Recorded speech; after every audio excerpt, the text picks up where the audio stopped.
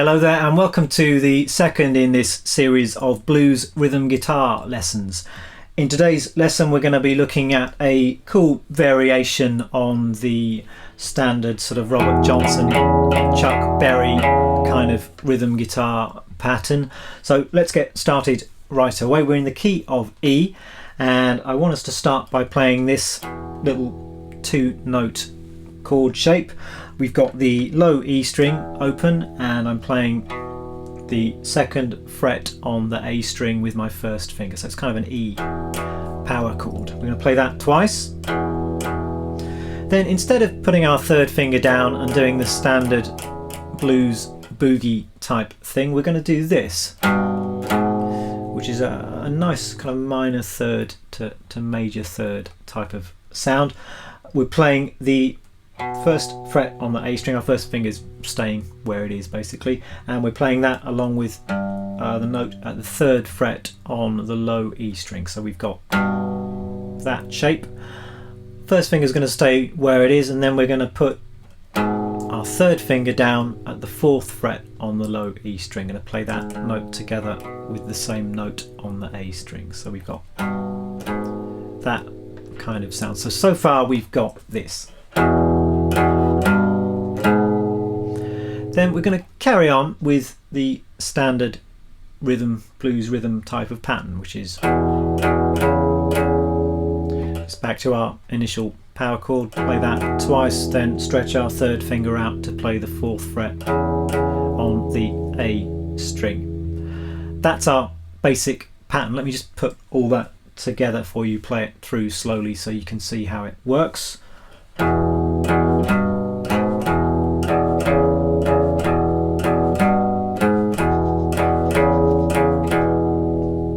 Playing this with all down strokes to give it quite an aggressive kind of feel, and since it's a blues, let's give it a bit of a shuffle, a bit of a swing. So we're going to be feeling this as 1 and 2 and 3 and 4 and 1 and 2 and 3 and 4.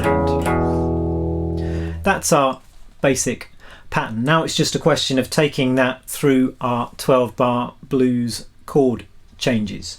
So this is our pattern for the E chord, for the 1 chord. We're going to be playing a quick change blues, meaning that in the second bar we're going to be changing up to the 4 chord, in this case the A chord. Now this is very simple to do because all we're going to do is we're going to play exactly the same pattern, but we're just going to move it to the next set of strings. So instead of playing it on the low E and A strings, we're going to be playing it on the A and D strings. Everything else stays exactly the same. So we're now starting with like an A power chord shape. First finger's at the second fret on the D string. Putting my second finger down at the third fret on the A string, playing that together with the same note with my first finger. Putting my third finger down at the fourth fret on the A string, playing that note together with the second fret on the D string with my first finger, and then back to the A shape, A power chord, stretching up this time to the fourth fret on the D string. So that's our 4 chord, our A chord pattern. I'll play that for 1 bar, then we're going to be back to the 1 chord for 2 bars, to the 4 chord, 2 more bars on that, back to the 1 chord again, 2 bars, 2, 3, 4. Now we want to go to the 5 chord, which is going to be a B, and this is where things change slightly. We haven't got the open strings available to us when we're playing a B chord, so we're going to have to do things a bit differently.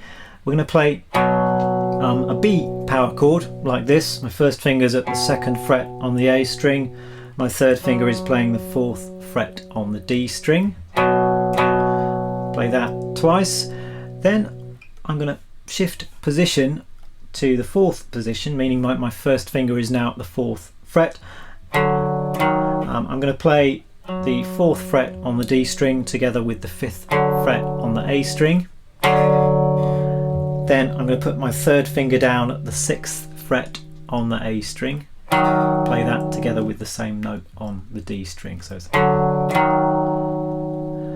so far from the B power chord we've got this. Quite a tricky bit of the piece this, because there's that position shift, so you need to try and make that as smooth and as quick as you can. Then for the rest of that bar I'm just going to fill it up with a little single note line. I'm going to play the 4th fret on the D string twice, then I've got a little triplet which is the 6th fret on the D string, play that with my 3rd finger, going to the 4th fret on the D string with my 1st finger, and then the 6th fret on the A string with my 3rd finger. So put that all together and you have this.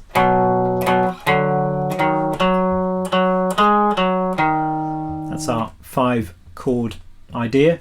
Then we need to go back to the 4 chord. I'm going to start that the same way, but then we can put in our little single note idea there as well. So we can play the 2nd fret on the D string twice, and then our triplet, which is 4th fret on the D string with the 3rd finger, 1st fret on the D string with the 1st finger, and 4th fret on the A string with the 3rd finger. So that's...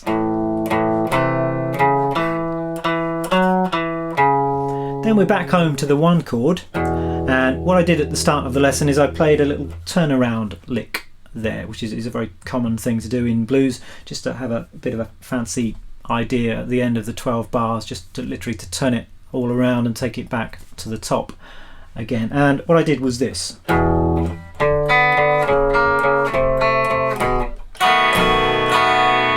is a really nice sort of classic blues turnaround idea. I'm just going to play our E power chord shape once. I'm going to stop the strings, then I'm going to move up to this shape here. My 1st finger is playing the 4th fret on the 3rd string, my 2nd finger is playing the 5th fret on the A string, and I'm going to pick the A string, then the G string, and then the A string again, so it's another triplet.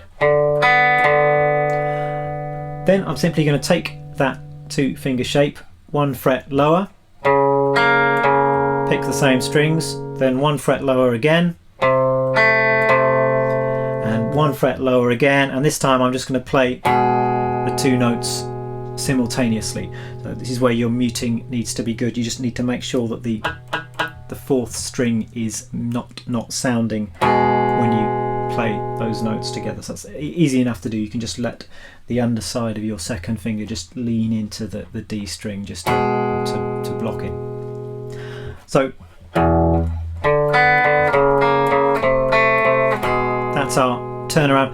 I'm picking that, I'm playing down on the E power chord, then with the triplets I'm going down, up, down, down, up, down, down, up, down, down. I think that's a good way to play it. So I'm playing all down apart from on the 3rd string, which I'm picking that up, and that seems to make the whole thing flow very nicely.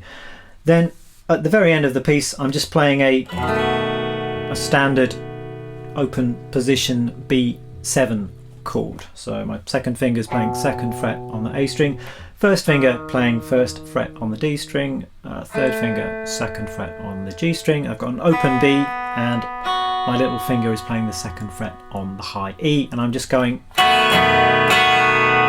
up, down, up on the B7 chord. So the whole of the turnaround, the last 2 bars of the piece, goes like this.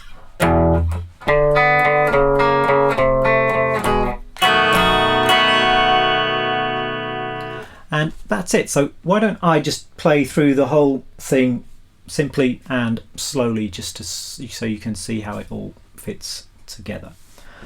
I'll start off with the 1 chord, 4 chord, back to the 1 chord for 2 bars,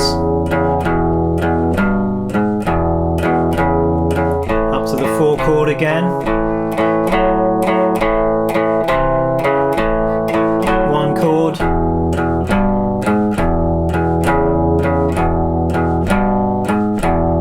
5 chord,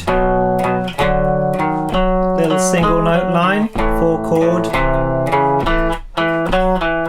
turn around, B7, and then we can start the whole thing over again.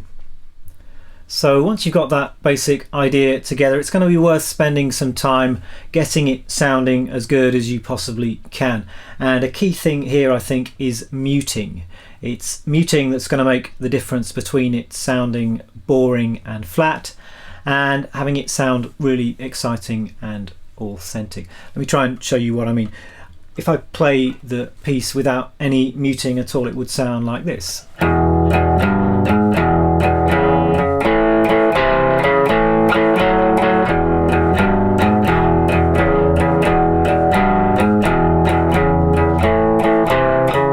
Doesn't sound terrible, but neither does it sound terribly exciting. Add in a little bit of muting.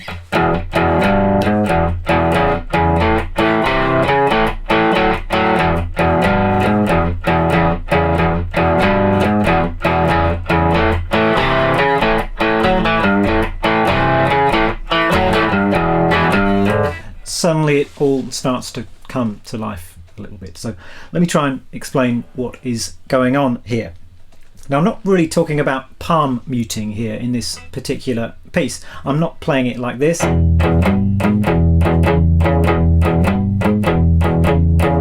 because I think this particular piece is suited to a bit more of an aggressive, open kind of sound.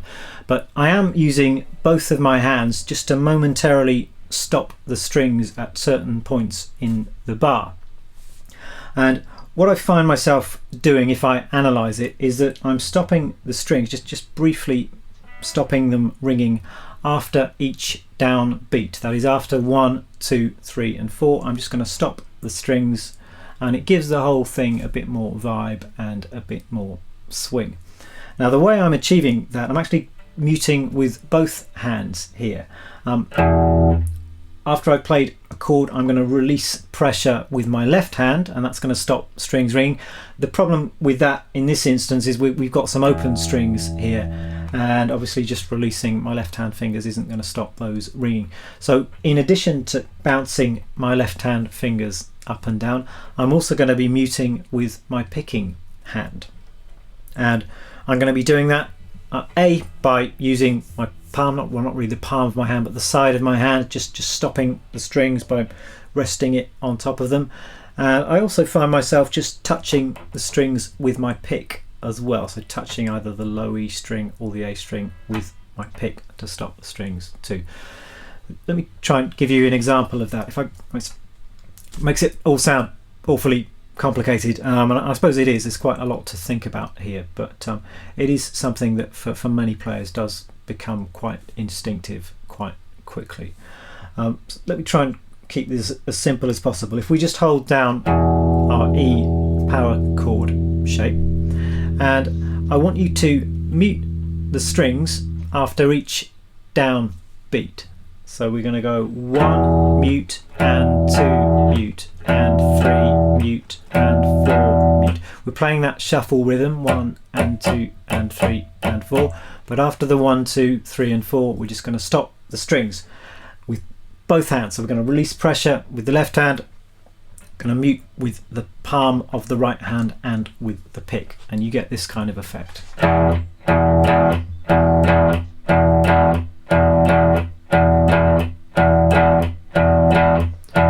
mute and 2 mute and 3 mute and 4 mute and 1 mute and 2 mute and 3 mute and 4 mute. Then you could try that with our kind of Chuck Berry boogie pattern. That would sound like this: 1 mute and 2 mute.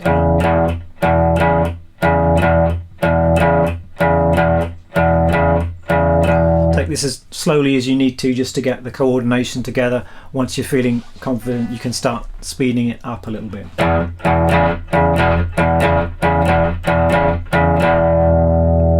And then when you're ready, you can apply the same idea to the rhythm pattern in this piece, and that would sound like this. Just do that even more slowly. It's 1 mute and 2 mute and 3 mute and 4 mute. A bit faster.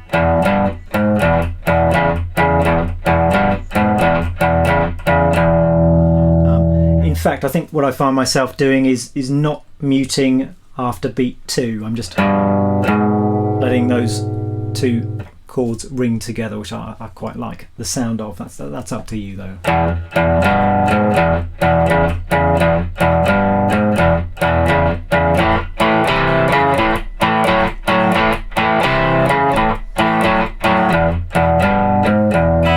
So in fact there I'm muting after beat 1, 3 and 4. I'm not muting straight after beat 2. So that's something you can experiment with. It's sort of up to you how you do that. So I hope that's been helpful. This muting stuff is really important. As I say, it's the thing that really makes a difference to the sound of this kind of piece. So it really is something worth working on. And I think that's about it for this lesson. So have fun. As usual, the sheet music to this piece is available on my website, the tab, and I'm going to try and make some backing tracks available to download as well, so that will be a good way for you to work on your feel and your timing. That's it. I'll see you for another lesson very soon. Bye bye.